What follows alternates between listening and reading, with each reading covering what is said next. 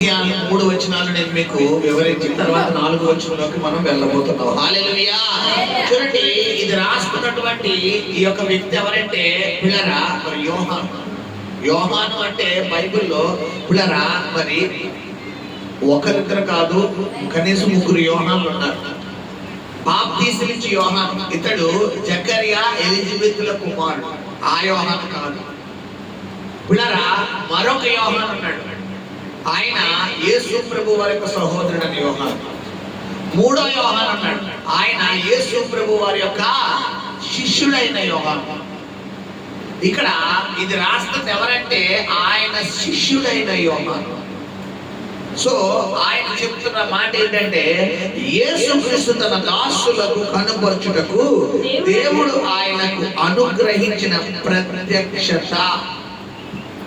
ప్రకటన గ్రంథానికి ఉన్న మరొక పేరు ఏమని చెప్పాను మీకు? ప్రత్యక్షత గ్రంథం అంటే మర్మముతో కూడిన గ్రంథం. సో ప్రత్యక్షత ఈ సంగతులు త్వరలో సంభవింపనై ఉన్నవి. గడిచిన శుక్రవారం చెప్పిన ఈ గ్రంథము భూత బౌద్ధ వర్తమాన కాలం అంటే పిల్లరా గడిచిన సంవత్సరాలు, ప్రజెంట్ జరుగుతున్నది, జరగబోయేది అంటే వర్తమాన కాలాన్ని, భూతకాలాన్ని, భవిష్యత్ కాలాన్ని, 3 కాలాలను పిల్లరా మరి తెలియపరిచే గ్రంథమే ఈ ప్రకటన గ్రంథము. హల్లెలూయా. అయితే గమనించండి పిల్లరా, ఇక్కడ మనం చూసుకుంటే గనక ఆయన తన దూతల ద్వారా వర్తమానము పంపి తర్వాత వాటిని సూచించెను. హల్లెలూయా. ఎందుకంటే ఈ ప్రకటన గ్రంథాన్ని పిల్లరా మరి రాసినటువంటి వ్యక్తి ఎవరంటే యోహాను. అతడు ఎటువంటి సందర్భంలో రాశాడంటే, మనం ఇక్కడ ఒక వచనం ఉంది చూడండి, నేను ఆత్మవశుడునై ఉండగా అన్న మాట ఉంటుంది చూడండి పిల్లరా. 10వ వచనం చదువునా? ఆత్మవశుడనై ఉండగా. చూడండి, ఇతడు సాధారణంగా ఈ ప్రకటన గ్రంథం రాయలా. పరలోకము పిల్లరా మరి దేవుని ఆత్మ, పరలోకములో దేవుని ఆత్మ ఇతన్ని పిల్లరా ఆవరించి, ఇతడు ఆత్మ వర్షంలోకి అంటే దేవుని ఆత్మ పూర్తిగా ఇతన్ని ఆవరించిన తర్వాత ఇతడు పరవశుడై దేవుని ఆత్మ లీడింగ్. ఈ వచనం మనం ఎక్కడ చూస్తామంటే యెహెజ్కేలు గ్రంథము పిల్లరా 37వ అధ్యాయంలో మరి యెహెజ్కేలుని ఎండిపోని ఎముకల్లోయలోకి యెహోవా ఆత్మ అతను కొనిపోయినప్పుడు అతడు నేను ఆత్మవశుడనై ఉండగా అంటే గమనించండి, కొన్ని మరుగైన విషయాలు దేవుడు మనకి తెలియపరచాలి అన్నప్పుడు అది మన మానవుని ఆత్మ ద్వారా అది గ్రహించగలమంటే అది జరగని పని. అది ఎవరి యొక్క ఆత్మ కావాలి మనకి? దేవుని ఆత్మ కావాలి. దేవుని ఆత్మతో ఎప్పుడైతే మనం నింపబడతామో, దేవుని ఆత్మ ఎప్పుడైతే మనల్ని ఆయన వశంలోకి మనల్ని తీసుకుంటాడో ఆటోమేటికలీ మనం ఇప్పుడు ఎవరి వశంలోకి వెళ్ళిపోతామంటే దేవుని వశంలోకి వెళ్ళిపోతాం. ఇప్పుడు మన జీవితంలో జరిగినటువంటి ప్రతి పరిస్థితిలో కూడా దేవుడు మనకి వ్యతిరేకంగా ఉన్నా కానీ దేవుని ఆత్మ మనలో ఉంది కాబట్టి సమస్తాన్ని ఏం చేయగలుగుతుందంటే ఛాలెంజ్ గా తీసుకోగలుగుతుంది. హల్లెలూయా. మరి యోహాను కూడా దేవుని ఆత్మ మరి ఆయన వశంలో తీసుకుంది కాబట్టి ఈ ప్రకటన గ్రంథంలో 22 అధ్యాయాలు ఎంత శక్తివంతంగా మనకు అందివ్వడానికి దేవుడు కృప చూపించాడు. హల్లెలూయా.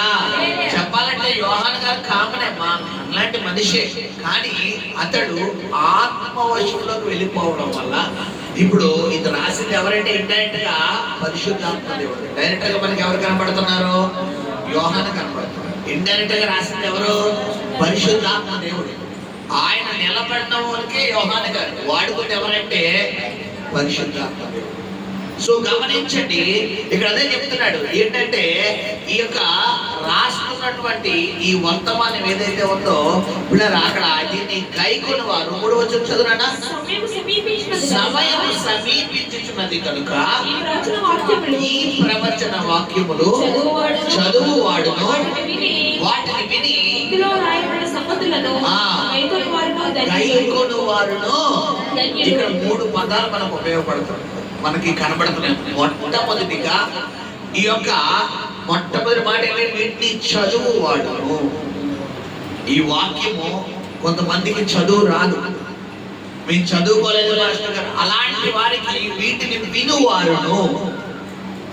రెండవది. మూడోది ఏంటి? వీటిని గైకొను వారును. ఎందుకంటే విన్న ప్రతి ఒక్కరూ గైకొంటారా అంటే గైకొంటారు. ఇప్పుడు గమనించారు, మీకు అర్థమయ్యే భాషలో చెప్పాలంటే క్రికెట్ గురించి మాట్లాడే వాళ్ళు కొంతమంది, క్రికెట్ ఆడే వాళ్ళు కొంతమంది, క్రికెట్ చూసే వాళ్ళు కొంతమంది.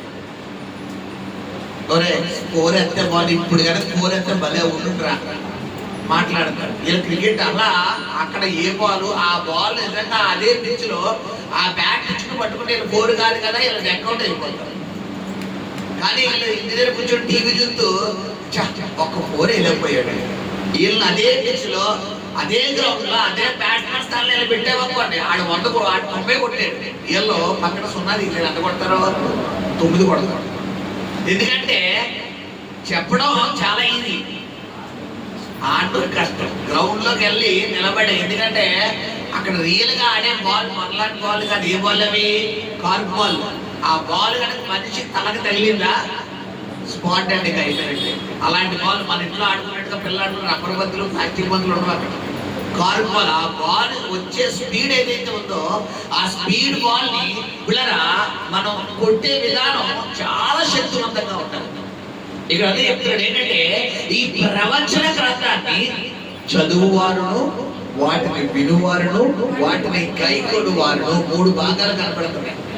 అంటే ఈ ప్రకటన గ్రంథం నువ్వు చదివే వ్యక్తిగా ఉంటే దేవుడు నిన్ను ధన్యురాల కేటగిరీలోకి వేస్తున్నాడు. హల్లెలూయా.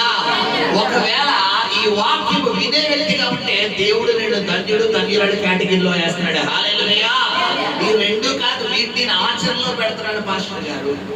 ఈ రోజు నుండి ఈ వాక్యాన్ని నేను, ఈ దేవుడు వాక్యం ద్వారా ఏదైతే మాట్లాడుతున్నాడో ఆ వాక్యాన్ని నేను ఆచరణలో పెట్టి ఇక నుండి ఈ వాక్యానుసారంగా జీవిస్తానంటావా? నిన్ను కూడా ఏ కేటగిరీలో దేవుడు వేస్తున్నాడు? ధన్యురాల కేటగిరీలో వేస్తున్నాడు. హల్లెలూయా. ఎందుకంటే చదివే వాళ్ళు ప్రతి ఒక్కరు వినేవాళ్ళు ఉండరు. కొంతమంది చదువుతారు వినరు, కొంతమంది వింటారు చదవడం రాదు, కొంతమంది 2 కాదు గైకొంటారు. సో గమనించండి. అయితే ఈ 3వ వచనం తర్వాత 4వ వచనం చూడండి. యోహాను ఆసియాలో ఉన్న 7 సంఘములకు శుభమని చెప్పి రాయినది వర్తమాన భూత భవిష్యత్ కాలములలో ఉన్న వాని నుండి 7 ఆత్మల నుండి నమ్మకమైన సాక్షియు ఆది సంపుతుడుగా లేచిన వాడును భూపతులకు అధిపతి అయిన యేసుక్రీస్తు నుండి కృపా సమాధానములు మీకు కలుగును గాక. హల్లెలూయా. అంటే ఇక్కడ దేవుడు ఇక్కడ ప్రకటన గ్రంథం రాస్తున్నటువంటి యోహాను ఏం చెప్తున్నాడంటే 7 సంఘములు. ఏంటి ఆ 7 సంఘాలు? మొట్టమొదటిగా మనం చూసుకుంటే కనుక చూడండి, ఏ సంఘం పిల్లరా? చూడండి 11వ వచనంలో ఉన్నారు 7 సంఘాలు. మొట్టమొదటి ఏంటి? ఎఫెసు, స్ముర్న, పెర్గము, థియతైరా, సార్దీస్, ఫిలదెల్ఫియా, లవోదికీయ. పిల్లరా ఇలాగా 7 సంఘాలు. 7 సంఘాలు ఏంటి పాస్టర్ గారు? 7 సంఘాలు అంటే ఇప్పుడు ఉదాహరణకు మనతో సంఘం, మన వీసీలో సంఘం ఉంది, అదో సంఘం, ఆ మూలో సంఘం ఉంది, అదో సంఘం. ఇలా సంఘాలు అంటే కాదు. ఈ 7 సంఘాలకి ఒక చరిత్ర ఉంది. అది ఈ రోజు దేవుని పరిశుద్ధాత్మ దేవుడు మనతో మాట్లాడబోతున్నాడు. సో ఇక్కడ అదే చెప్తున్నాడు ఏంటంటే పిల్లరా ఈ 7 సంఘములకు శుభమని చెప్పి రాయడం ఏమనగా వర్తమాన భూత భవిష్యత్ కాలములలో ఉన్న వాని నుండి 7 ఆత్మల నుండి నమ్మకమైన సాక్షియు మృతులలో నుండి వాడును ఆ. భూపతులకు అధిపతియునైన ఆ. యేసుక్రీస్తు నుండి ఆ. కృపా సమాధానములు అంటే యేసు ప్రభు వారి యొక్క ఔన్నత్యాన్ని, యేసు ప్రభు వారి యొక్క గొప్పతనాన్ని, యేసు ప్రభు వారి యొక్క పిల్లల ఘనత ప్రభావాన్ని యోహాను సంఘానికి తెలియపరుస్తూ మొట్టమొదటిగా చూడండి, ఎవరికైనా ఒక ఉత్తరం రాయాలనుకున్నప్పుడు స్టార్టింగ్ మ్యాటర్ రాసేద్దాం. ముందు గౌరవనీయులైనటువంటి, పూజ్యులైనటువంటి, ఇలాగా పెద్దవారైనటువంటి, ఇలాగా ప్రియమైనటువంటి, ఇలా కొన్ని పదాలు వాడతామా?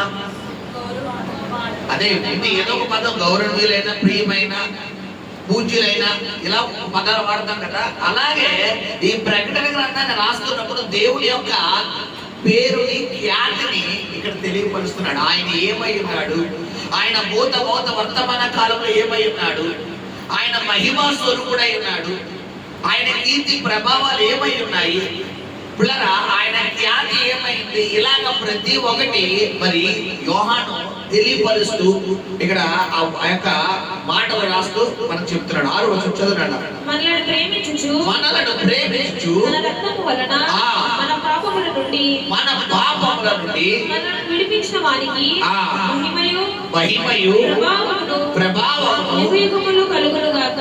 ఓకే, ఆమేన్. ఆయన మనల్ని తన తండ్రియగు దేవునికి ఒక రాజ్యముగాను యాజకులనుగాను చేసెను. ఓకే, హల్లెలూయా. ఇక్కడ ఏం చెప్తున్న మాట ఏంటంటే, ఆయన మనలను తన తండ్రి యొక్క దేవునికి, అంటే సంఘాన్ని ఒక రాజ్యముగాను ఒక యాజకులుగాను చేసి అప్పగించాడు. రాజ్యము అనేది ఒక 10 మంది 20 మంది సమూహమా, కొన్ని లక్షల కోట్ల మంది ప్రజల సమూహమా? ఇప్పుడు సంఘాన్ని అలా చేసి అప్పగించాడు. సో గమనించారా ఏంటంటే, పాత నిబంధన గ్రంథంలో ఆదాము అవ్వల యొక్క అవిధేయత వల్ల తండ్రికి మరి మానవులకి, అంటే తండ్రి అయిన యెహోవాకి నరుడికి ఉన్న సంబంధం ఏమైపోయింది బిడ్డలారా? తెగిపోయింది.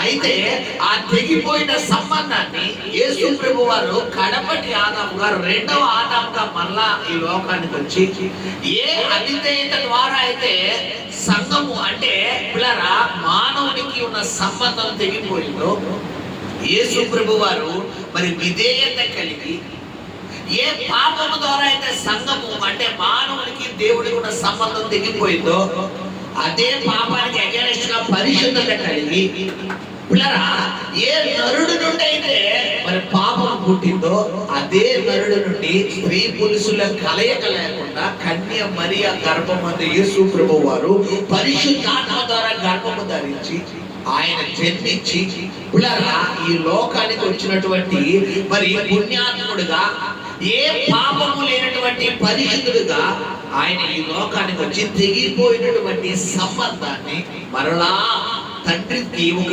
రాజ్యముగా, ఒక యాజకుడుగా మనల్ని ఆయన తండ్రికి అప్పగించి ఉన్నాడని ఇక్కడ యోహాను తెలియపరుస్తున్నాడు. హల్లెలూయా. అదే వచ్చిన వివరణ అన్నమాట.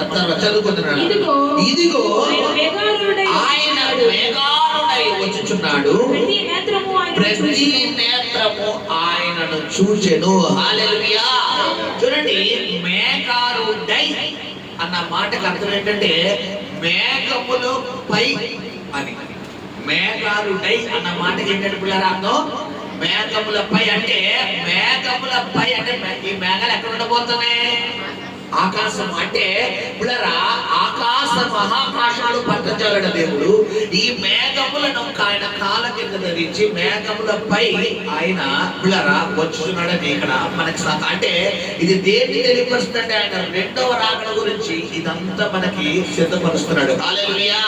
తర్వాత చదువునాడ. ఆయనను పొడిచిన వారును చూచును పూజలందరూ ఆయనను చూచి ఓకే కొట్టుకొందురు. అవును, ఆమేన్. హల్లెలూయా. అంటే ఆయన రాకడ ఎలా ఉండబోతుంది, ఏ విధంగా ఉండబోతుందో ఈ ప్రతి మాటను కూడా ఇక్కడ సంఘానికి తెలియపరుస్తున్నాడు. హల్లెలూయా. తర్వాత ఏంటో వచ్చి చదువునా. ఆల్ఫాయు ఒమేగాయును నేనే. అంటే ఆల్ఫా ఒమేగా అన్న మాటకు అది గ్రీకు పదం. ఆ పదానికి అర్థం ఏంటంటే మొదటి వాడు కడపటి వాడు. అంటే సృష్టి ఆరంభంలో నేనున్నాను, సృష్టి ముగింపులో నేనున్నాను. అంటే నీ తల్లి గర్భంలో నువ్వు పిండంగా ఏర్పరకముందు నేనున్నాను. నీ ముదిమి వయసు వచ్చి మరి నువ్వు వృద్ధాప్యమందు నువ్వు మరణించే సమయంలో కూడా నేనున్నాను అని చెప్తున్న దేవుడు. హల్లెలూయా. గమనించండి. అంటే ఈ లోకంలో మనుషులు అన్నవారు ఏదో ఒక సమయంలో మనల్ని విడిచిపెట్టి వెళ్ళిపోతారు. అది తల్లిదండ్రులు కావచ్చు, భార్య కావచ్చు, భర్త కావచ్చు, బిడ్డలు కావచ్చు, స్నేహితులు కావచ్చు, రక్త సంబంధికులు కావచ్చు, ఎవరైనా కావచ్చు. నీతో జీవితాంతం ఉంటారని చెప్పిన వాళ్ళు ఎంతో మంది మనల్ని విడిచిపెట్టిన రోజులు ఉంటాయి. నువ్వు లేకపోతే నేను బ్రతకనని చెప్పిన వాళ్ళు ఎంతో మంది మనల్ని విడిచిపెట్టిన రోజులు ఉంటాయి. హల్లెలూయా. అయితే ఇక్కడ ఆల్ఫా నేనే, ఓమేగా నేను, అంటే నేనే మొదటి వాడను, నేనే కడపటి వాడను అంటాడు. హల్లెలూయా. తర్వాత చదువుకుందాం పిల్లరా. వర్తమాన భూత భవిష్యత్ కాలంలో ఉండువాడను నేనే అని సర్వాధికారియు దేవుడు నాకు ప్రభు సెలవిచ్చుచున్నాడు. హల్లెలూయా. ఏంటంటే వర్తమాన అంటే మరి గడిచిపోయినటువంటి, ప్రజెంట్ జరుగుతున్నటువంటి, రేపొద్దున జరగబోయేటటువంటి కాలములలో ఉండేవాడని నేనే అంటాడు. హల్లెలూయా. అలాంటి దేవుడిని మనం ఆరాధిస్తున్నప్పుడారా సజీవుడైన దేవుడు. హల్లెలూయా. రేపొద్దున నీకు ఏం జరగబోతుందో ముందుగానే తెలుసుకుని నీ భవిష్యత్ ప్రణాళికను ఆయన చేతుల్లో పెట్టుకున్న దేవుడిని మనం ఆరాధించగలుగుతున్నాం. హల్లెలూయా. హల్లెలూయా. తర్వాత చదువుకున్న 9వ వచనం చదువురా. ఈ సహోదరులను యేసును బట్టి ఓకే కలుగు శ్రమలోను రాజ్యములోను సహనములోను పాలివాడనైన యోహానును దేవుని వాక్యము నిమిత్తమును యేసును గురించిన సాక్ష్యము నిమిత్తమును ఓకే పద్మాసు ద్వీపమున చూడండి. చాలా మంది చెప్పే మాట ఏంటంటే యోహాను పిల్లరా, మరి చాలా మంది చెప్పే మాట యోహానుకు శిక్ష విధించి పద్మాసు ద్వీపంలో అతన్ని బంధించారు అని చరిత్రకారులు చెప్పే మాట. అయితే ఇక్కడ దీని కొద్దిగా లోతుగా మనం పరిశోధిస్తే పరవాసి నైతిని అన్నాడు యోహాను. నేను బంధించబడుతున్నాను అన్నాడు. అక్కడ పరవాసి అన్నమాట అర్థం ఏంటంటే తనది కాని ప్రదేశంలో నివసించే వ్యక్తే పరవాసి. తనది కాని, సపోజ్ మనది భారతదేశం, నేను అమెరికాలో ఉన్నాను అనుకోండి, నేను పరవాసిని అవుతానా? ఆ సిటిజన్ అమెరికా సిటిజన్ అవుతానా?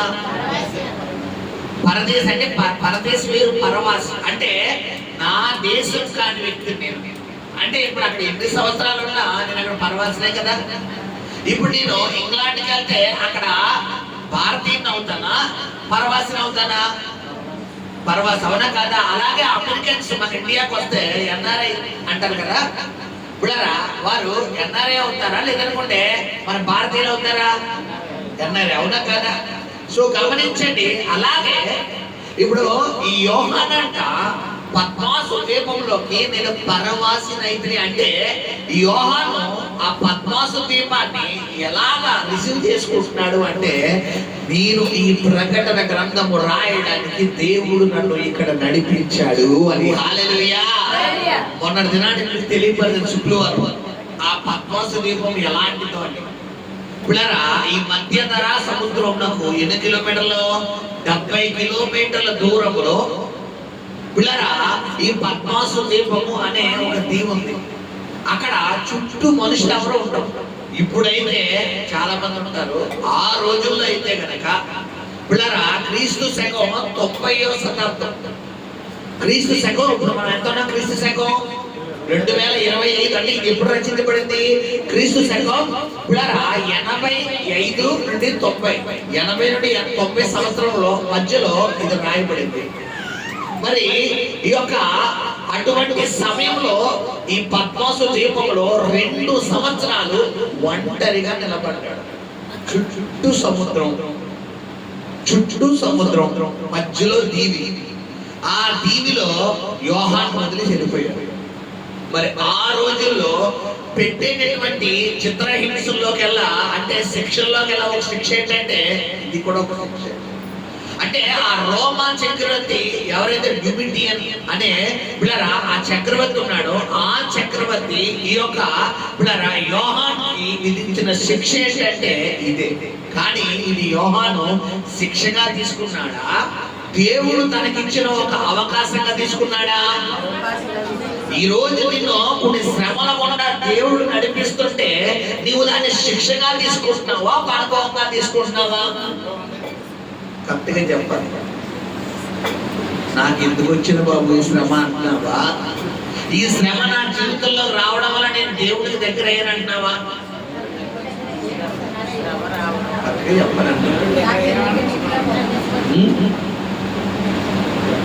వచ్చిన బయటకు వచ్చేది చెప్పాలి. ఈ శ్రమ నాకు ఎందుకు వచ్చింది బాబు? ప్రభా ఎందుకు నాయన ఈ అప్పులు నా జీవితంలోకి రప్పించావు? ఎందుకు ప్రభా ఈ రోగం నాకు రప్పించావు? ఎందుకు ప్రభా ఈ భర్త నాకు ఇచ్చావు? ఎందుకు ప్రభా ఈ భార్య నాకు ఇచ్చావు? ఎందుకు ప్రభా నాకు ఈ బిడ్డలు ఇచ్చావు? ఎందుకు ప్రభా నాకు ఈ కుటుంబం ఇచ్చావు? ఎందుకు ప్రభా నాకు ఉద్యోగం? ఎప్పుడు ప్రభా ఈ శ్రమ నుంచి ఎప్పుడు విడిపిస్తాం నాయన అంటాం. కానీ పిల్లరా మన నోట్లోకి వచ్చే మాట నేను పరమాసిన ఉన్నా అని చెప్పి ఆ యొక్క యోహాను గారు చెప్తున్న రీతిగా మనము కూడా ఒక అనుభవంగా తీసుకుంటామంటే తీసుకో. ఎందుకు ప్రభువా నాకు ఈ కష్టం ఇష్టమంటాం? ఈరోజు ఇంకా శ్రమ నేను విడిచిపెట్టి వెళ్ళిపోకపోవడానికి గల కారణం ఇదే. గమనించిన బిడ్డలారా, ఈ రోజు మన ఆధ్యాత్మిక జీవితంలో ఒక శ్రమ గుండా దేవుడు నడిపిస్తున్నప్పుడు నువ్వు దేవుడి యొక్క ముఖ స్వరూపమును మరి చూసే వ్యక్తిగా, దేవుడితో నడిచే వ్యక్తిగా, దేవుడి సన్నిధిలో కనిపెట్టే వ్యక్తిగా ఎప్పుడైతే నువ్వు ఉండగలుగుతావో ఆటోమేటికలీ ఆ దేవుడిలో ఉన్న ప్రభావము, ఆ శక్తి ఎవరిలోకి వచ్చేస్తుంది పిల్లరా? మనలోకి వచ్చేస్తుంది. ఇప్పుడు యోహాను మామూలుగా మనకు చెప్పాలనుకుంటే ఒక గంట కూడా సాయంత్రం సముద్రంలో, ఎందుకంటే మామూలు గాలి కన్నా సముద్ర గాలి ఎలా ఉంటుంది పిల్లరా? చాలా చాలా చల్లగా ఉంటుంది. సాయంత్రం అయ్యి కొద్ది సముద్ర గాలి ఎలా ఉంటుంది? చాలా బీభత్సమైన చలి. ఇక రాత్రి అయితే చెప్పక్కర్లేదు.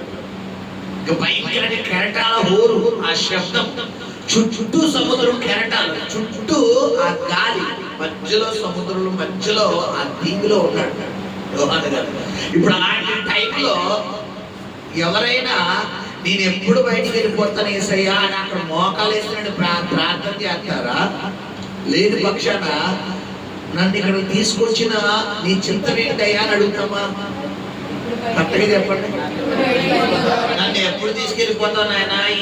ఈ రోగం ఎప్పుడు తగ్గిస్తావు ప్రభా? ఈ అప్పులు ఎప్పుడు తీరుతావు ప్రభా? ఈ సమస్యలు ఎప్పుడు ఎడిపిస్తావు ప్రభా అంటాం. కానీ ఓకే ప్రభా, ఇది నాకు అనుభవించావు, ఓకే నాయన మేము రెడీ ప్రభా. ఎన్ని రోజులని అనుభవం నడిపండి, ఈ అనుభవం కూడా వెళ్తానే అంటావా?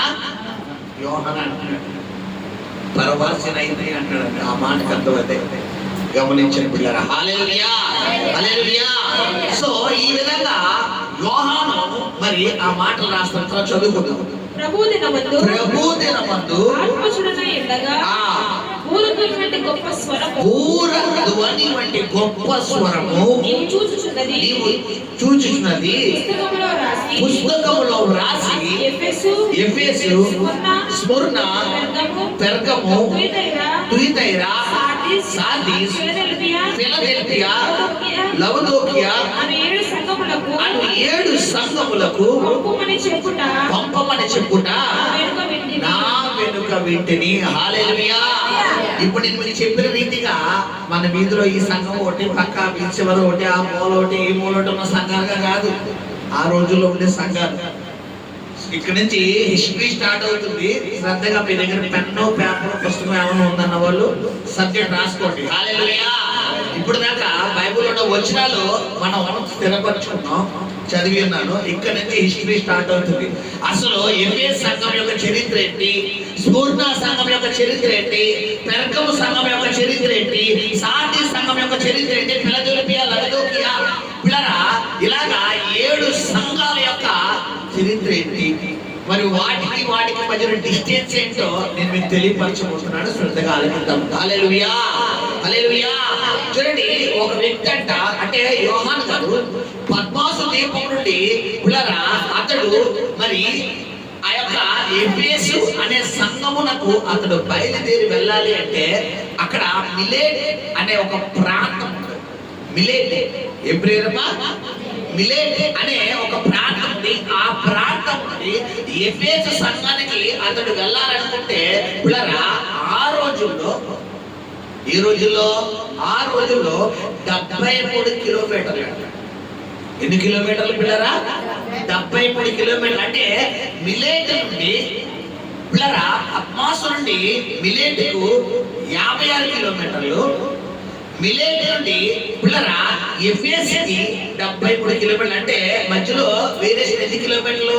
25 కిలోమీటర్లు. హల్లెలూయా. ఇప్పుడు ఎఫెసు నుండి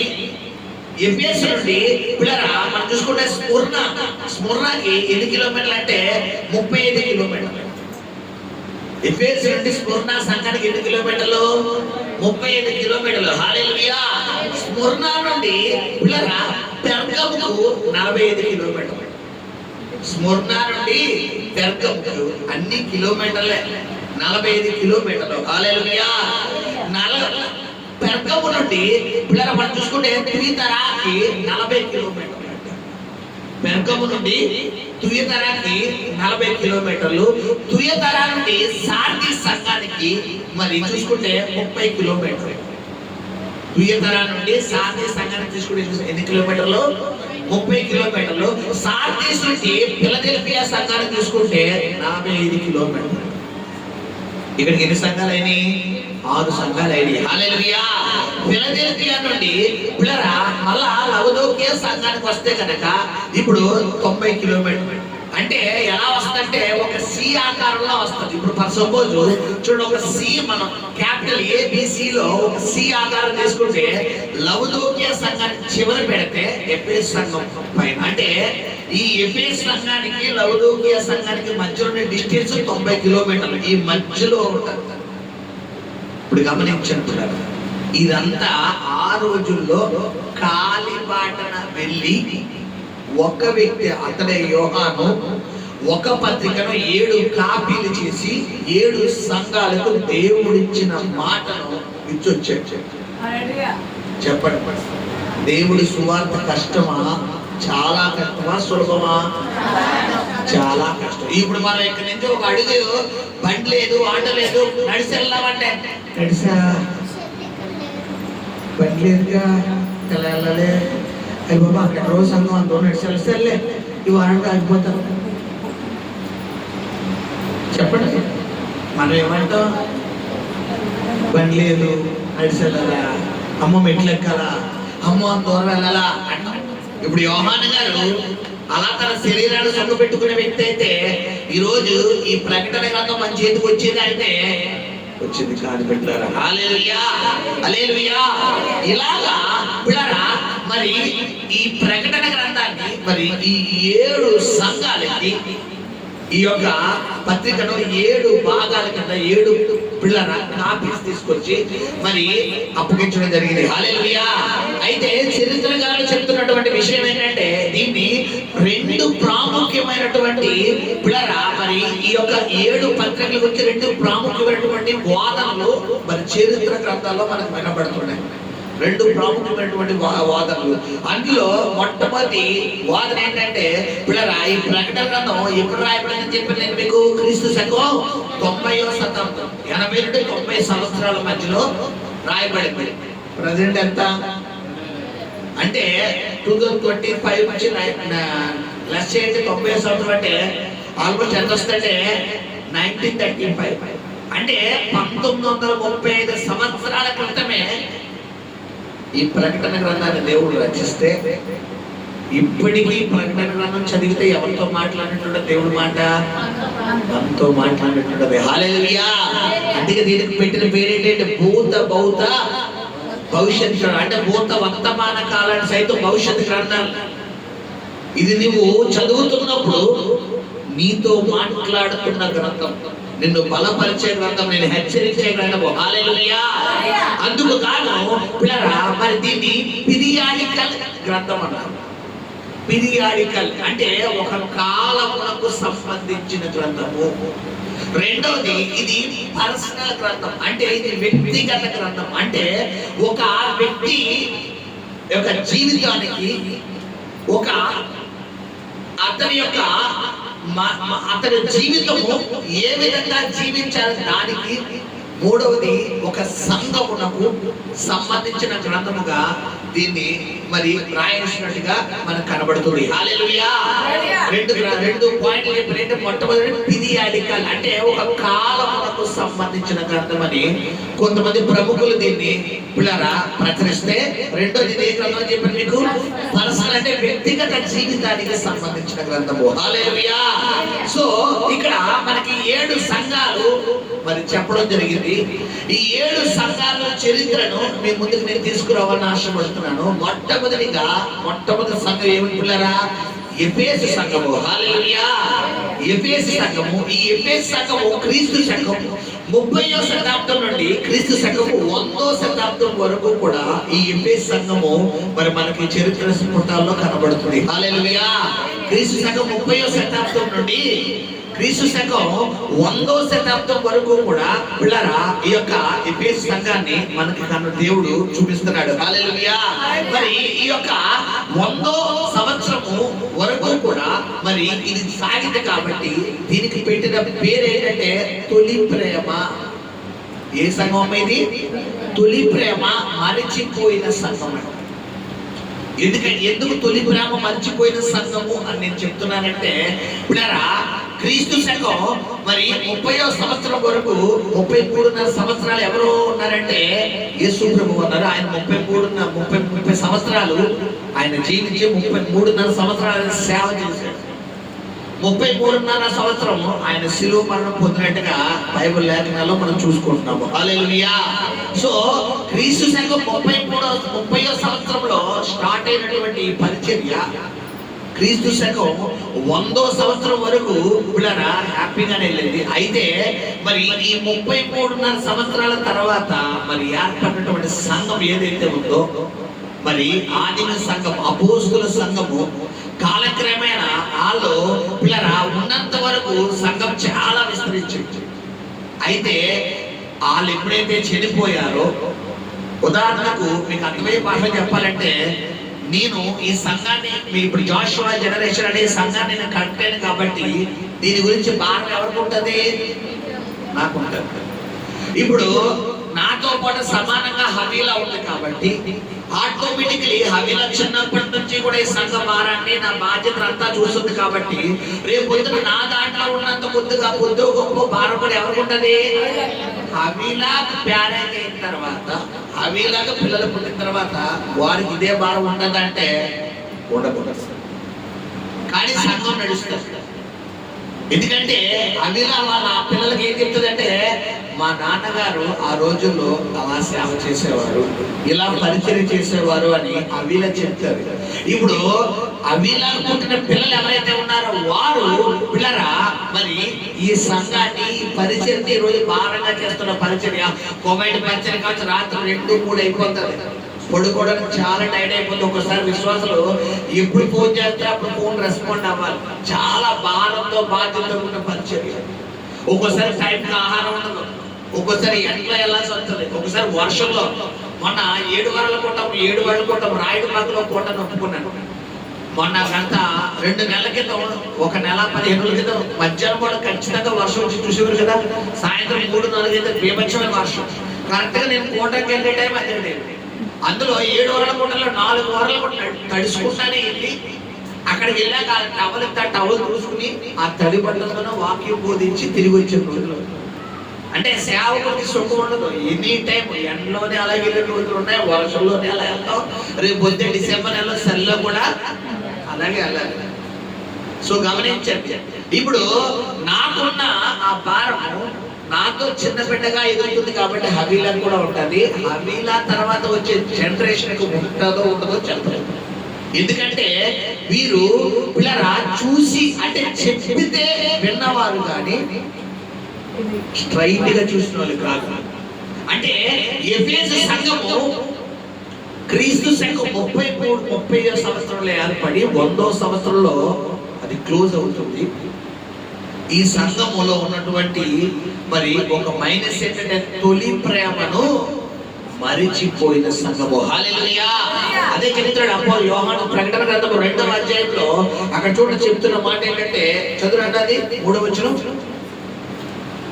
నీ సహనమును కలిగి నీవు సహనము కలిగి నా నిమిత్తము నా నామ నిమిత్తము భారం భరించి అలయలేదనియు నేను ఎరుగుదును. అయినను మొదట నీకుండిన ప్రేమను నీవు వదిలితివని నేను నీ మీద తప్పు ఒకటి మోపవలసి ఉన్నది. హల్లెలూయా. అంటే ఎఫెసు సంఘములో ఉన్నటువంటి ఆ యొక్క విషయం ఏంటంటే ఎప్పుడారా, మొదటి ప్రేమ చల్లారిపోయింది. ఈరోజు నీ ప్రార్థన జీవితం ఎలా ఉంది? ఒకప్పుడు నీ ప్రార్థన ఎలా ఉండేది, ఇప్పుడు ఎలా ఉంది నీ ప్రార్థన? ఒకప్పుడు నీ విశ్వాసం ఎలా ఉండేది, ఇప్పుడు ఎలా ఉంది? ఒకప్పుడు దేవుడితో నువ్వు ఉండే విధానం ఎలా ఉంది, ఇప్పుడు ఎలా ఉంది? ఒకప్పుడు దేవుడి సన్నిధిలో నువ్వు కనిపెట్టే విధానం ఎలా ఉంది, ఇప్పుడు ఎలా ఉంది? గమనించని చెప్తాను. ఇక్కడ ఎఫెసు సంఘమును ఆధారంగా తీసుకుని దేవుడు పరిశుద్ధాత్మ దేవుడు సంఘంతో మాట్లాడుతున్న మాట. హల్లెలూయా. సో ఇది క్రీస్తు శకం 30వ శతాబ్దం నుండి క్రీస్తు శకం 100వ శతాబ్దం వరకు ఎఫెసు సంఘాన్ని ఏర్పాటు చేయడం జరిగింది. హల్లెలూయా. రెండవ సంఘం ఏంటంటే స్ముర్న. రెండో సంఘం పేరు పిల్లరా, స్ముర్న. ఇది క్రీస్తు శకం 100వ శతాబ్దం దగ్గర నుండి క్రీస్తు శకం 313వ శతాబ్దం వరకు కూడా ఈ సంఘం ఏర్పడింది. హల్లెలూయా. స్ముర్న సంఘం ఎన్ని శతాబ్దాలు అంటే 213 సంవత్సరాలు క్రైస్తవులను భయంకరమైన చిత్రహింసలు పెడుతున్నటువంటి ఆ రోజుల్లో తట్టుకుని నిలబడిన సంఘం ఏదైనా ఉందంటే ఈ స్ముర్న సంఘము మాత్రమే. హల్లెలూయా. ఎందుకంటే పిల్లరా, ఆ రోజుల్లో క్రైస్తవులు అన్న వారిని ఎవరైనా ఉంటే వారిని చంపి వాటిని చిత్రహింసలు పెట్టి వాటిని తీవ్రంగా మరి భయంకరంగా చంపి, మీకు చెప్పారు కదా గడిచిన వారము, ఎవరైనా క్రీస్తుని ఆరాధిస్తే వారిని పిల్లరా ఒక చెట్టుకి వేలాడదీసి వారి మీద తారు గాని ఆయిల్ గాని ఇంకా ఏదైనా డీజిల్ ఏదైనా వేసి వారికి మంట అంటితే వారు ఆ మంటల్లో కాలిపోతుంటే తాళ్ళు కట్టబడి, అంటే ఒక కోడిని కాలుస్తున్న రీతిగా ఒక తందూరి చికెన్ ఎలా అయితే కాలుస్తామో పిల్లరా అలా వారు కాలుస్తున్న వాళ్ళ కేకలేస్తుంటే ఆ కేకలు వింటూ వీరు అన్యం చేసుకోవాలంట. రెండవది ఎలా చిత్రహింసలు పెట్టేవారని చెప్పాను పిల్లరా, కొంతమందిని ఒక గొడ్డు చర్మంలో శుభ్రంగా చిన్న కొట్టేసి ఒక గొడ్డు చర్మంలో కట్టేసి వారి సూదులతో ఆ దారాలతో పిల్లరా మరి కుట్టేసి వాళ్ళు తీసుకెళ్ళి ఎక్కడ పడేసేవారంట, ఎడారిలో పడేసేవారు. ఎడారిలో పడితే వాళ్ళు ఏమైపోయారంటే ఎడారికి ఆ గొడ్డు చర్మం ఎండకి ఏమవుతుందంట, ఆ చర్మం దగ్గరికి వీసుకుపోయినప్పుడు మీరు ఎముకలు ఒక్కొట్టు టప్ప టప్ప టప్పని ఇరిగిపోతుంటే ఆ లోపల బతికొండగానే ఎముకలు, ఇప్పుడు మనకు బతికొండగానే మన చేసి ఎవరికైనా తిప్పారనుకోండి, కొంచెం తిప్పితేనే అంటామా లేదా? ఇప్పుడు ఇలా శుభ్రంగా చిన్న కొట్టేసి వాళ్ళ తీసుకెళ్ళి ఒక గొడ్డు చర్మంలో కట్టేసి ఆ తీసుకెళ్ళి ఎండలో పడేస్తే బయటికి రాలేక ఆ ఎండకి ఈ గుడ్డు చర్మం ఏమైపోతే దగ్గరకు ముడుచుకుపోతుంది. ఇలా దగ్గరకు ముడుచుకుపోతే ఆ చర్మము దగ్గరకు ఉండడం వల్ల ఈ ఎముకలన్నీ దగ్గరకు పట్టా పట్టా పట్టా పట్టా పట్టా అని ఇరిగిపోతే అలా కొంతమంది చనిపోయేవారు. మూడోది ఎలా చెప్పేవారని చెప్పారు మీకు పిల్లరా, గుర్రాల తోకలకి కొంతమంది కాళ్ళ కట్టేసి వాళ్ళని కొండల్లో గుట్టలో వదిలేసేవారు. వదిలేస్తే వాళ్ళు పరిగి ఆ గుర్రాలకి పిల్లరా ఏమంటారో మూతికి చిక్క మీద సంథింగ్ కట్టేసి పిల్లరా ఇంకా దాన్ని ఎక్కడ పడితే అక్కడ వదిలేస్తే అది పరిగెట్టుకు వెళ్ళిపోతే ఒక చోట చెయ్యి ఉండిపోయిందంట, ఒక చోట కాలు ఉండిపోయిందంట, ఒక చోట కళ్ళు ఉండిపోయిందంట, ఒక చోట రక్తము ఏరులైపోయింది. ఎంత భయంకరమైనటువంటి చిత్రహింసలు క్రీస్తు శకం పిల్లరా మరి 100వ శతాబ్దం నుండి క్రీస్తు శకం 313వ శతాబ్దం వరకు కొనసాగుతున్న సందర్భంలో ఈ 213 సంవత్సరాల హిస్టరీకల్లో తట్టుకొని నిలబడిన సంఘమే స్వర్ణ సంఘము. హల్లెలూయా. హల్లెలూయా. అందుకని స్వర్ణ సంఘం గురించి చెప్తున్న మాట చూడండి, ప్రకటన గ్రంథంలో అక్కడ చెప్తున్న మాట 8వ వచనం చదువునా, సంఘపు దూతకు ఇలాగు రాయము, మొదటి వాడును మృతుడై సంగతులు ఏమనగా ఓకే, నీ శ్రమను నీ శ్రమను దరిద్రతను నీ దరిద్రతను నేను ఎరుగుదును. నేను ఎరుగుదును. హల్లెలూయా. ఏంటంటే పిల్లరా, నీ శ్రమను నీ దరిద్రతను నువ్వు ఎలాంటి పరిస్థితుల్లో ఉన్నావో, ఎలాంటి ఇబ్బందుల్లో ఉన్నావో చూడండి. తర్వాత 10వ వచనం చదువునండి. ఇదిగో ఆ. మీరు శోధింపబడినట్లు ఆ. అపవాది మీలో ఆ. కొందరిని చెరలో వేపుకోవచ్చున్నాడు. ఓకే. 10 దినములు ఆ. శ్రమ కలుగును. ఆ. మరణము వరకు ఆ. నమ్మకముగా ఉండుము. ఆ. నేను నీకు జీవ కిరీటం ఇచ్చెదను. హల్లెలూయా. ఇలాగా స్ఫురణ సంఘము గురించి అక్కడ రాస్తున్నాడు. మనం చదువుకుని 1-2 వచ్చినాలే కానీ ఆ హిస్టరికల్ అనేది మనం ఒకసారి గమనిస్తే చాలా దారుణమైన పరిస్థితి. హల్లెలూయా, హల్లెలూయా. సో గమనించిన బిడ్డలారా, మరి స్ఫురణ సంఘము ఇలాంటి భయంకరమైనటువంటి పరిస్థితుల్లో మనకు రావడం జరిగింది. హల్లెలూయా, హల్లెలూయా. శబ్దంగా దేవుని స్తోత్రం చెల్లిద్దామా? హల్లెలూయా, హల్లెలూయా, హల్లెలూయా. సో గమనించండి, ఇలాగా బిడ్డలారా ఈ యొక్క ఇటువంటి సందర్భంలో ఈ స్ఫురణ సంఘము ఏరుతున్నటువంటి సందర్భంలో మరి ఈ 213 సంవత్సరాలు 10 మంది చక్రవర్తులు మరి పిల్లరా పరిపాలించేవారంట. ఎంతమంది అమ్మా? 10 మంది చక్రవర్తులు మరి ఆ రోజుల్లో పిల్లరా మరి రోమా ప్రభుత్వాన్ని పరిపాలిస్తున్నటువంటి సందర్భంలో పిల్లరా భయంకరమైన చిత్రహింసల్లో మరి నిలబడినటువంటి సంఘమే మరి ఈ యొక్క పిల్లరా స్ఫురణ సంఘము. హల్లెలూయా. తర్వాత మనం చూసుకుంటే కనుక పిల్లరా 3వ సంఘం పేరేంటి? పెర్గమము. హల్లెలూయా. 313వ సంవత్సరం నుండి 519వ సంవత్సరం వరకు మరి ఉన్నటువంటి సంఘం. 313 నుండి 519, 519వ సంవత్సరం వరకు. ఈ క్రీస్తు శకం 519వ శతాబ్దం వరకు పిల్లరా కాన్స్టంటైన్ పేరు రాసుకోండి.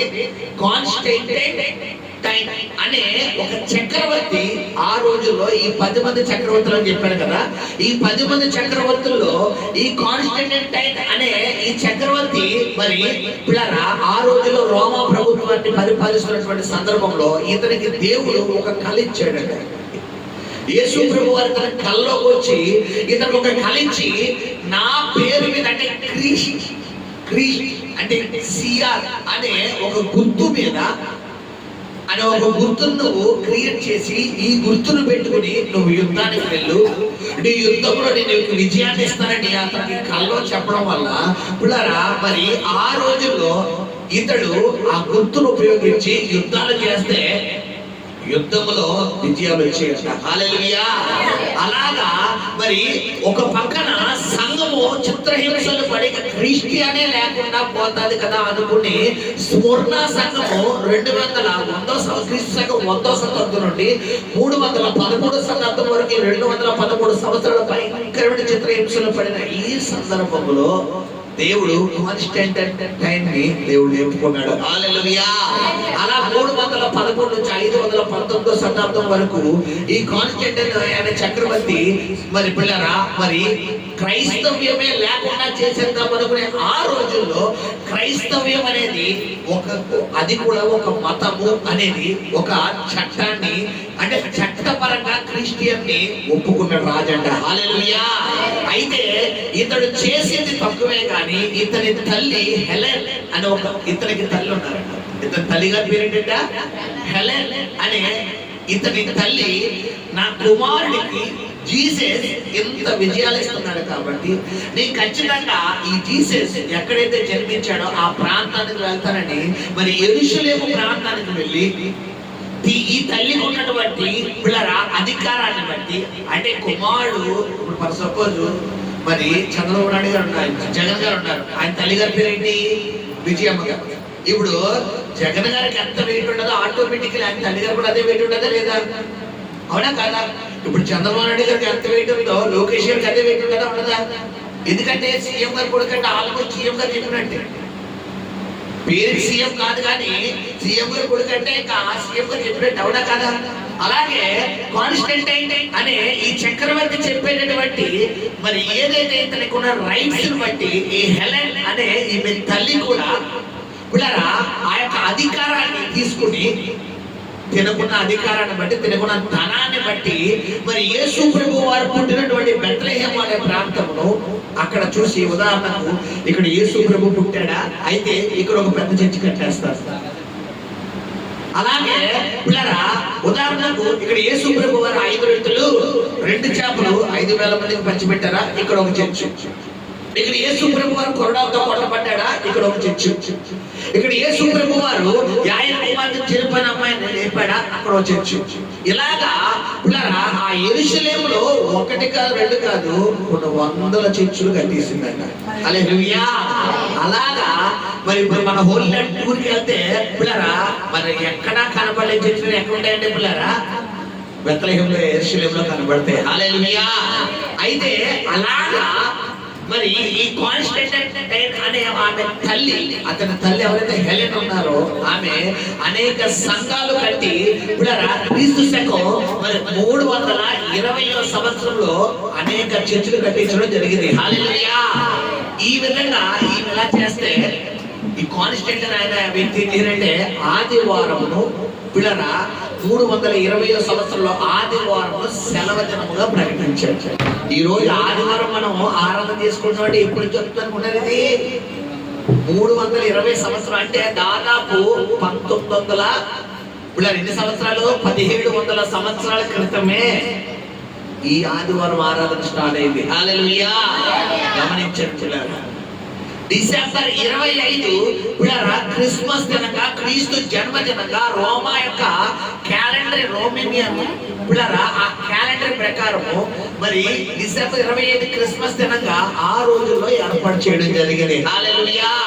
ఈ రోజు డిసెంబర్ 25 క్రిస్మస్ చేసుకుంటామంటే ఆ రోజుల్లో అతను తీసుకొచ్చిన చట్టమే ఇప్పటికీ బాగుంటుంది. హల్లెలూయా. గమనించండి పిల్లరా. హల్లెలూయా.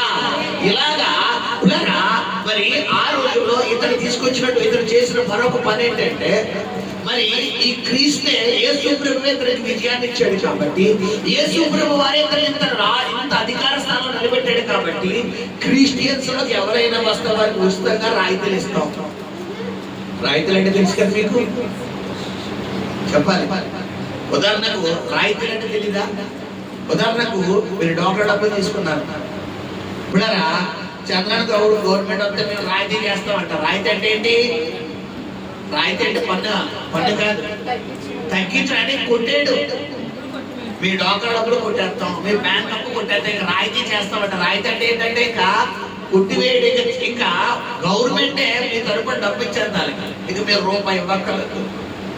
అలాగా పిల్లరా, ఎవరైనా క్రైస్తవ్యంలోకి వస్తే యేసు ప్రభు వారిని నమ్ముకుంటే మీకు ఉచితంగా రాయితీలు ఇస్తాము, మీకు ఉచితంగా పథకాలు ఇస్తామని అలా చెప్పడంతో క్రీస్తు సంఘం పిల్లరా మరి ఎప్పుడైతే 520వ సంవత్సరం ఆ ప్రాంతంలో భయంకరమైన అనేక వ్యక్తులు క్రిస్టియన్స్ లో వచ్చేసారు. అలా సంఘం ఏమైపోయిందంటే కలుషితమైంది. యాక్చువల్లీ క్రీస్తుని ఎవరు ఆరాధించాలి? యేసు ప్రభువుని ఆరాధించడం అంటే ఎలాగా? మారు మనసు పొందాలి, పాప క్షమాపణ పొందాలి, యేసు క్రీస్తు నామములో బాప్తిసం పొందితేనే క్రీస్తుని ఆరాధించాలి.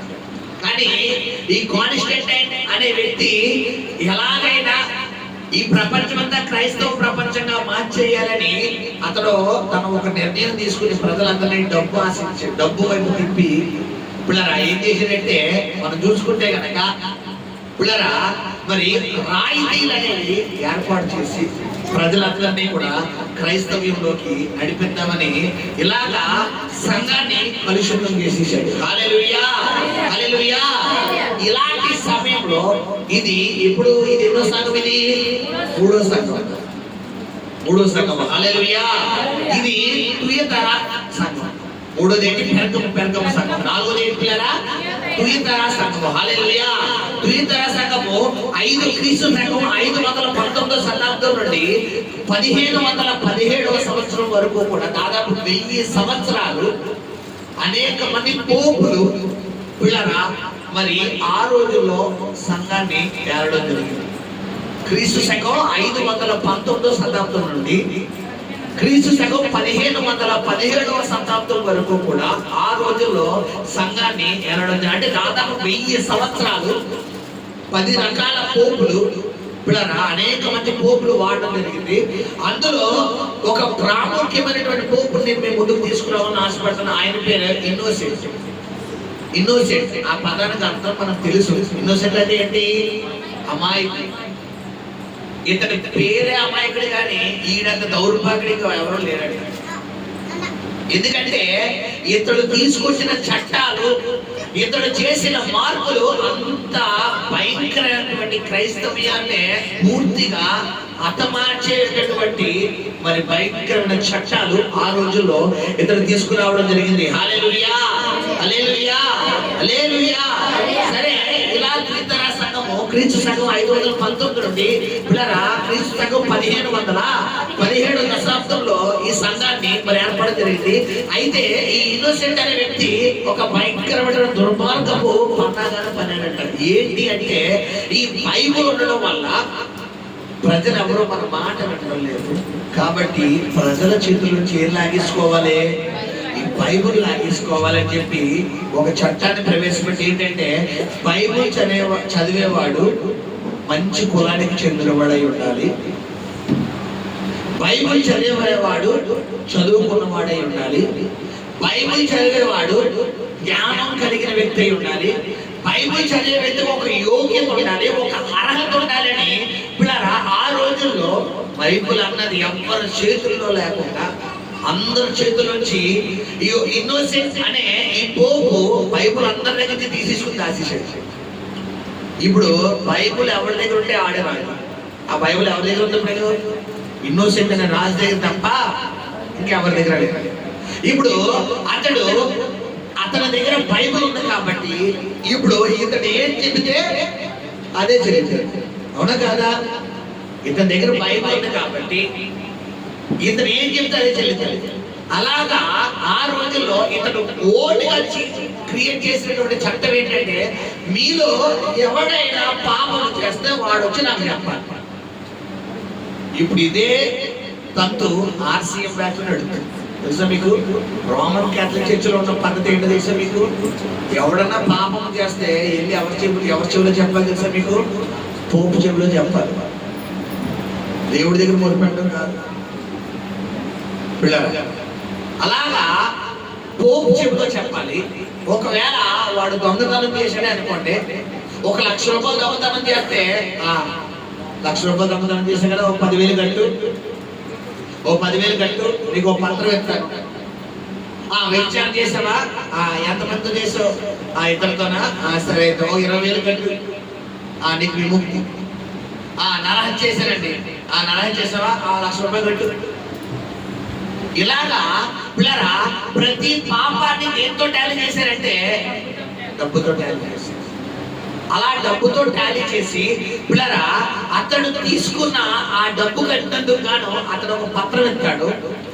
ఆ పత్రాన్ని పిల్లరా తీసుకుని ఎవరైతే ఉంటారో వాళ్ళని తీసుకుని వాళ్ళ జేబులో పెట్టుకోవాలి. ఆ పత్రం కలిగినోడే పరలోకం వెళ్తాడు. ఈ పత్రం లేనివాడు పరలోకం వెళ్ళాడు, నరకానికి పోతాడు. ఇప్పుడు నువ్వు పాపం చేసి నువ్వు ఈ మనీ కట్టలేదనుకో, నువ్వు అడిగిపోతావు చెప్పాలి. నువ్వు డబ్బు కట్టే డబ్బు కట్టిస్తున్నా కూడా మళ్ళీ జైలు ఉండాలి, ఆ పత్రం ఉండాలి, ఆ స్లిప్ ఉండాలి. ఆ స్లిప్ కనుక పోయిందని నువ్వు నరకానికి పోతావు. ఇలాగా సంఘాన్ని భయంకరంగా తీసేది. ఇది ఎన్నో శతాబ్దం అని చెప్పాను. క్రీస్తు శకం 519 నుండి క్రీస్తు శకం 1517వ శతాబ్దంలో ఈ 1000 సంవత్సరాల్లో సంఘంలో జరిగినటువంటి భయంకరమైన మార్పు. ఎలాంటి సంఘం పిల్లరా? నరుడు కొరకు తన ప్రాణాన్ని తన రక్తాన్ని పణంగా ఇచ్చి పిల్లరా మనకి తండ్రికి తెగిపోయినటువంటి సంబంధాన్ని తిరిగి కలపడానికి ఆయన శరీరధారిగా మన కొరకు వచ్చి తన ప్రాణాన్ని సైతం పణంగా పెట్టినటువంటి క్రీస్తు మరణాన్ని వీళ్ళు ఏం చేశారంటే మొత్తం సమాధి చేసేసి వీళ్ళ సొంత ప్రయత్నాలన్నీ సొంత తెలివితేటలన్నీ ఉపయోగించి సంఘాన్ని చిత్రహింసలు పెట్టేశారు. అలాంటి సమయంలో ఎంత వీళ్ళ డబ్బు కలెక్ట్ చేశారంటే పిల్లరా రోమ్ నగరంలో వాటికన్ అనే సిటీలో పిల్లరా ఇతడు ఒక చర్చి కట్టాడంట. అది ఎంత పెద్ద చర్చి అంటే ఆ రోజుల్లో ప్రపంచంలో ఉన్నంత అంత సంఘం ఇంకోటి లేదు. ఆ సంఘం పేరు ఏంటంటే సెయింట్ పీటర్ బాసిలికా. ఆ సంఘం పేరు ఏంటారా? సెయింట్ పీటర్ బాసిలికా అనే ఒక పేరు పెట్టి ఆ రోమా ప్రభుత్వం ఆ రోజుల్లో పిల్లరా మరి ఈ సంఘాన్ని ఏర్పాటు చేయడం జరిగింది. హల్లెలూయా. అయితే ఇది ఒక తప్పుడు సిద్ధాంతం కలిగిన సంఘంగా పిల్లరా మనకి 4వ సంఘం కనబడింది. తర్వాత 5వ సంఘం సార్దీస్. ఇది ఎప్పుడంటే క్రీస్తు శకం 1517వ దశాబ్దం నుండి క్రీస్తు శకం 1517వ దశాబ్దం నుండి క్రీస్తు శకం 1790వ దశాబ్దం వరకు, క్రీస్తు శకం 1517 నుండి క్రీస్తు శకం 1790వ దశాబ్దం వరకు పిల్లరా సార్దీస్ సంఘము మరి ఏర్పడడం జరిగింది. సో గమనించండి పిల్లరా, ఇది ఈ సమయంలోనే ఒక మహానుభావుడు మరి పోపుల నుండి ఒక పోపు గారు వచ్చారు. ఆయన మార్టిన్ లూథరన్ గారు. ఈ పోపుల దగ్గర నుండి వచ్చిన ఒక పోపు గారే మార్టిన్ లూథరన్ గారు.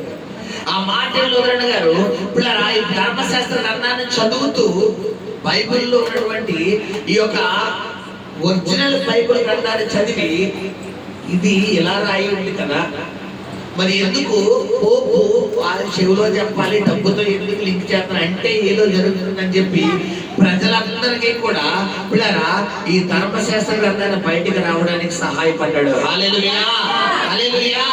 అలా చెబుతూ ఇతడు ఒక 5 తీర్మానాలను ఏర్పాటు చేశాడు. అందులో ఈ 5 తీర్మానాలు ఏంటంటే, బైబిల్ అనేది ఒకవేళ నువ్వు ధ్యానిస్తే మొట్టమొదటిగా నువ్వు పరలోకం వెళ్తావు అనే దాన్ని ఒక 5 తీర్మానాలతో తెలియపరుస్తూ, అది విశ్వాసం ద్వారానే నువ్వు పరలోకం వెళ్ళగలవు. రెండోది కృప చేతనే నువ్వు పరలోకం వెళ్ళగలవు. మొట్టమొదటి ఏంటి? విశ్వాసం ద్వారానే నువ్వు పరలోకం వెళ్ళగలవు, కృప ద్వారానే పరలోకం వెళ్ళగలవు, క్రీస్తు ద్వారానే పరలోకం వెళ్ళగలవు. పిల్లరా నువ్వు పరలోకం వెళ్ళడానికి అంతిమ అధికారము క్రీస్తుకు మాత్రమే ఉంది. తర్వాత పిల్లరా క్రీస్తుకు సంఘం మీద మాత్రమే అధికారం ఉంది. గమనించండి. ఇలాగా అంటే ఏ మనిషికి అధికారం లేదు. కాబట్టి ఎవరి దగ్గర మీ పాపాలు మీరు ఒప్పుకోవలసిన అవసరం లేదు. యేసునందు మీ పాపాలు ఒప్పుకోండి. ఆయన రక్తము ద్వారా మీ పాపాలు కడగబడతాయి. ఆయన నామములో మీ పాపాలు మీరు ఒప్పుకున్నప్పుడు మీకు ఆటోమేటిక్ ఏమొస్తుందంటే విడుదల అనేది వస్తుంది అని పిల్లరా ఈ 5 తీర్మానాలు మరి పోపు ఆ రోజులో రిలీజ్ చేయడం వల్ల, ఈ మార్టిన్ లూథరన్ పోపు ఆ రోజులో రిలీజ్ చేయడం వల్ల పిల్లరా చాలా మంది మరి ఆ RCM అంటే రోమన్ క్యాథలిక్ మిషన్ అనే ఈ క్యాథలిక్ నుంచి చాలా మంది బయటికి వచ్చేసి కృప చేత పరలోకం వెళ్తావా, అయితే ఇక్కడ బైబిల్ చదవక్కర్లేదు. విశ్వాసం చేత పరలోకం వెళ్తావా, అయితే ఇక్కడ ప్రార్థన చేయక్కర్లేదు. అంతిమ మరి అధికారం యేసుకేనా, అయితే నేను ఎవరికి లోబడక్కర్లేదు. ఇలాగా రకరకాల సొంత నిర్ణయాల చేత, సొంత ఆలోచనల చేత, సొంత తలంపుల చేత సంఘం ఏమైపోయిందంటే మొత్తం చెల్లాచెదరైపోయింది. ఎందుకంటే చెప్పడానికి ఒక వ్యక్తి ఎంతమంది చెప్తాడు? గమనించండి బిడ్డలారా. హల్లెలూయా. అలాగా క్రీస్తు శకం 1517వ శతాబ్దం నుండి క్రీస్తు శకం 1790వ దశాబ్దంలో పిల్లరా ఈ భయంకరమైనటువంటి మరి ప్రమాణాలు, భయంకరమైనటువంటి చట్టాలు ఏర్పడడం జరిగినాయి. హల్లెలూయా. తర్వాత క్రీస్తు శకం 1792వ దశాబ్దము పిల్లరా నవంబర్ నెల 11వ తేదీన భారతదేశంలోకి ఒక ప్రాముఖ్యమైనటువంటి వ్యక్తి అడుగుపెట్టారు. ఆయన పేరే విలియం కేరీ. ఆయన పేరు పిల్లరా విలియం కేరీ. క్రీస్తు శకం ఎప్పుడు 1792వ సంవత్సరం నవంబర్ 11వ తారీఖున పిల్లరా విలియం కేరీ అనే ఒక వ్యక్తి భారతదేశంలో అడుగు పెట్టాడు. ఆయన భారతదేశంలో నివసించినటువంటి సంవత్సరాలు 40 సంవత్సరాలు. ఈయన ఈ 40 సంవత్సరాల్లోనే 44 భాషల్లో బైబిల్ తర్జుమా చేశాడు. హల్లెలూయా. 40 సంవత్సరాలు చూపిస్తే ఎన్ని భాషల్లో బైబిల్ తర్జుమా చేశాడు? 44 భాషల బైబిల్ తర్జుమా చేస్తే పిల్లరా ఈ 44 భాషలు నేర్చుకున్నాడు. 40 భాషల్లో బైబిల్ తర్జుమా చేశాడు. అందులో 17 భాషల్లో బైబిల్ పూర్తిగా తర్జుమా చేశాడు. 17 భాషల్లో పూర్తిగా బైబిల్ తర్జుమా చేస్తే 28 భాషల్లో క్రొత్త నిబంధన తర్జుమా చేసి ప్రజల్లోకి బైబిల్ అందించాడు. హల్లెలూయా. ఇలాగా సంఘం అంతట్లో ఆ రోజుల్లో ప్రపంచ నలుమూలల్లోకి చీకటి ప్రాంతాల్లోకి మరి ఈ బైబిల్ వెళ్ళడం జరిగింది. హల్లెలూయా. ఎప్పుడు ఆగిపోయింది బైబిల్? క్రీస్తు శకం 519వ శతాబ్దంలో కాన్స్టంటైన్ అనే చక్రవర్తి ఏర్పడ్డాడు. తర్వాత ఎప్పుడు దాకా కొనసాగించాడు ఆయన? చెప్పాలి. 1500 చెప్పాలి 1590 1517 దశాబ్దం వరకు ఈ 1000 సంవత్సరాల్లో ఈ పోపులలో ఏర్పడిన ఒక పోపే పిల్లరా అంటే ఆల్మోస్ట్ 1500 సంవత్సరాలు పిల్లరా ప్రజల చేతిలో ఏం లేదు, బైబిల్ లేదు. 1700 అంటే 519వ దశాబ్దంలో ఆగిపోయిన బైబిల్ మళ్ళీ ఎప్పుడు చైనా చేతుల్లోకి వచ్చింది? 1792వ దశాబ్దంలో ప్రజల చేతుల్లోకి బైబిల్ వచ్చింది. హల్లెలూయా. అది కూడా ఒక భాష కాదు, దాదాపు పాత నిబంధన అయితే 17 భాషలు, కొత్త నిబంధన అయితే పిల్లరా 28 భాషల్లో మరి బైబిల్ చేతుల్లోకి రావడం జరిగింది. హల్లెలూయా. హల్లెలూయా. హల్లెలూయా. శబ్దంగా దేవుని స్తోత్రం చెల్లిద్దామా? హల్లెలూయా. అలాంటి సమయంలోనే చూడండి పిల్లరా గొప్ప గొప్ప మిషనరీస్ వేశారు. అందులో ఒక 3 మిషనరీస్ పేర్లు చెప్తాను మీకు. డేవిడ్ లివింగ్స్టన్ అనే ఒక వ్యక్తి చీకటి ఖండము అనే పేరు పొందినటువంటి ఆఫ్రికా ఖండానికి వెళ్ళాడు. ఆ రోజుల్లో అతను చేసిన పరిచయం ఎలా అంటే ఆ చీకటి అనే ఆ ఖండాన్ని సైతం వెలుగుమయంగా మార్చేశాడంట. హల్లెలూయా. భయంకరంగా చీకటి ఏర్పడి చేస్తున్నటువంటి అపవాది చేతిలో ఉన్న ఆఫ్రికా దేశాన్ని క్రైస్తవ దేశంగా మార్చాడు. హల్లెలూయా. రెండోది డాన్ రిచర్డ్సన్ అనే వ్యక్తి ఇలియాంజా దీవుల్లోకి వెళ్ళి అక్కడ ప్రజల్లోకి సువార్త ప్రకటించాడు. హల్లెలూయా. మూడోదిగా చూసుకుంటే అదోనియా జడ్సన్ అనే వ్యక్తి బర్మా అనే దేశంలోకి వెళ్ళి అక్కడ ప్రజలను రక్షించాడు. హల్లెలూయా. ఇలాగా మిషనరీస్ పరంగా దేవుని సువార్త క్రీస్తు శకం 1792 సంవత్సరం వరకు కూడా ప్రజల్లోకి వెళ్ళిపోయింది. హల్లెలూయా. హల్లెలూయా. ఇలా 1792 సంవత్సరం నుంచి 1863 సంవత్సరం వరకు దేవుని పరిచయం కొనసాగింది. హల్లెలూయా. హల్లెలూయా. అలాంటి సమయంలోనే మనం చూసుకుంటే కనుక చూడండి ఈ 1863 నుండి 1900 సంవత్సరం వరకు కూడా మనం చూసుకుంటే పిల్లరా 6వ సంఘం. ఏ సంఘం అది? చెప్పాలి. ఇప్పుడు దాకా ఎన్ని సంఘాలు చెప్పుకున్నాం? 5 సంఘాలు. ఫస్ట్ సంఘం ఏమని చెప్పాను మీకు? ఎంఏ సంఘం. ఎంత సంవత్సరం? ఎన్ని సంవత్సరాలు? క్రీస్తు సంఘం 30వ శతాబ్దం నుండి 100 సంవత్సరం వరకు. రెండో సంఘం స్వర్ణ. ఇది ఎప్పుడు నుంచి అన్నాడు? క్రీస్తు సంఘం 100 సంవత్సరం నుండి 313 సంవత్సరం వరకు.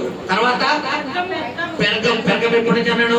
313 నుండి 519 వరకు. తర్వాత 4వ సంఘం చూస్తారా? అది ఎక్కడి నుంచి? 519 నుండి 1517 వరకు. తర్వాత 5వ శాంతి 1517 నుండి 1792 వరకు. తర్వాత 1793 నుండి 1900 సంవత్సరం వరకు కూడా ఫిలదెల్ఫియా సంఘాన్ని ఏర్పరచడం జరిగింది. హల్లెలూయా. హల్లెలూయా. హల్లెలూయా. హల్లెలూయా. ఈ ఫిలదెల్ఫియా సంఘాన్ని ఈ డేవిడ్ లివింగ్స్టన్ అనే ఇలాగ అనేక మిషనరీలు ఏర్పడి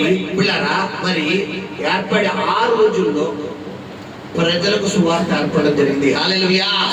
ఆ 1900 సంవత్సరం నుంచి ప్రస్తుతం నడుస్తున్న సంఘమే లవోదికీయ సంఘం. 19వ శతాబ్దం నుండి ఇప్పుడు 2025 వరకు ఇది ఇంకా ముగింపు ఉందా? లేదు. అంటే ఇప్పుడు మనకి లెక్కన ఏ సంఘంలో ఉన్నాం? చెప్పాలి. 7వ సంఘం. 7వ సంఘంలో ఉన్నాం మనం. ఇప్పుడు గమనించాను పిల్లరా. హల్లెలూయా.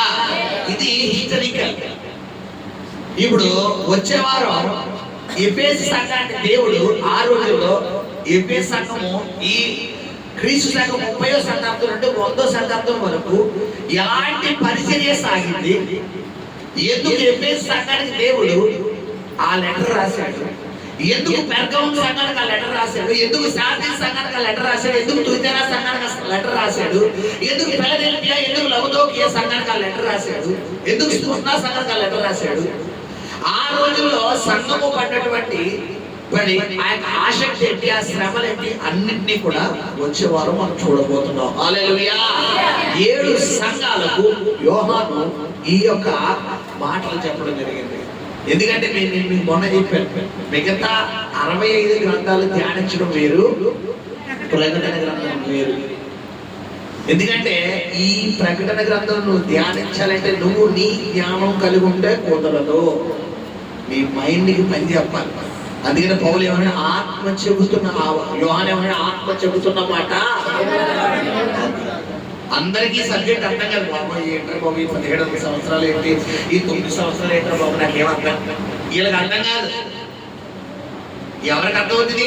ఆత్మ చెబుతున్నమాట. ఎవరైతే ఆత్మ జ్ఞానం కలిగి పరిశుద్ధాత్మ యొక్క పట్టుదల కలిగి, ప్రభు నాతో మాట్లాడు, అవునా ప్రభు ఈ సంఘం ఎలా ఏర్పడిందా, నిజంగా ఈ రోజు ఈ బైబిల్ మా చేతుల్లోకి వచ్చిందంటే ఇంత కష్టతరంగా వచ్చిందా, ఇన్ని ఇబ్బందులు మా ముందు క్రైస్తవులు ఎన్ని చిత్రహింసలు పడ్డారా అని నీకు తెలియాలి. హల్లెలూయా. ఎందుకంటే సంఘం మామూలుగా ఏర్పడలేదు పెట్టారు. ఈరోజు సంఘ చరిత్ర నీకు చెప్పాలంటే చాలా లోతైన సబ్జెక్టు.